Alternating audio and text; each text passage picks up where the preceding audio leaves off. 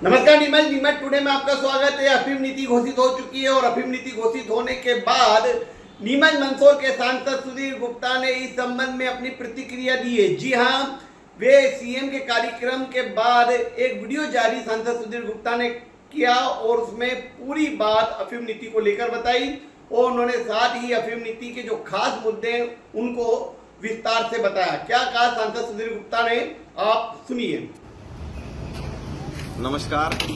संसदीय क्षेत्र के सभी किसान भाइयों को धनतेरस, दीपावली और गोवर्धन पूजा की हार्दिक शुभकामनाएं। और इस अवसर पर मैं सभी किसान भाइयों को सूचित करना चाहता हूं कि इस वर्ष अफीम नीति माननीय वित्त मंत्री भारत सरकार श्रीमती निर्मला सीतारमण जी ने कल हम दोनों सांसद सीपी जोशी और मैं दिल्ली उनसे मुलाकात करके जब विदेश दौरे से कल आए ही थे और हमने आग्रह किया कि इस बार नीति में थोड़ा देरी हो रहा है तो कृपया आज ही इसे आप जारी करें, तो मुझे बड़ी प्रसन्नता है कि कल निर्मला सीतारमण जी ने अफीम नीति पर उनके हस्ताक्षर किए हैं।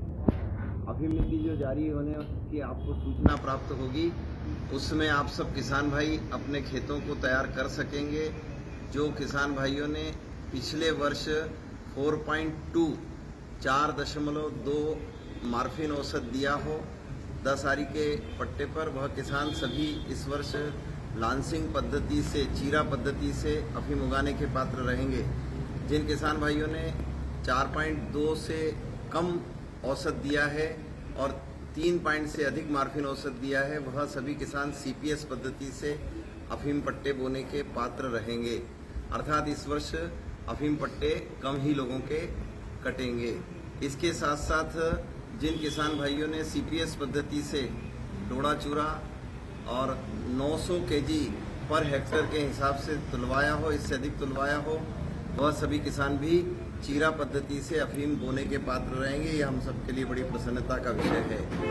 साथ ही जिन किसानों ने 95-96 के बाद और जिन्हें पट्टे प्राप्त होने की पात्रता रही और किसी कारण से वह अपने अफीम पट्टे नहीं बो पाए हों, ऐसे किसान भी सीपीएस पद्धति से इस वर्ष की अफीम खेती के लिए पात्र रहेंगे। साथ ही जो किसान भाई 95, 96, 96, 97 और 97, 98 के लिए 25 किलो प्रति हेक्टर की औसत से जिन्होंने अफीम दिया होगा, वह सारे किसान भाई जो 95, 96 से 97, 98 तक किसी पॉलिसी का अंग नहीं बने थे, ऐसे सभी किसान भाई भी सीपीएस पट्टे इस वर्ष बोने के अधिकारी रहेंगे। किसान भाइयों के लिए एक और सूचना है कि जिन किसान भाइयों ने 675 किलो से कम सीपीएस पद्धति का डोडा चूरा का औसत दिया हो, वह किसान भाई इस वर्ष पट्टे बोने के पात्र नहीं रहने वाले हैं, लेकिन उनके पट्टे समाप्त नहीं होंगे। उन्हें 1 वर्ष के लिए सस्पेंड किया गया है। अगले वर्ष वह भी इस लाइसेंसिंग पद्धति के पात्र बन पाएंगे।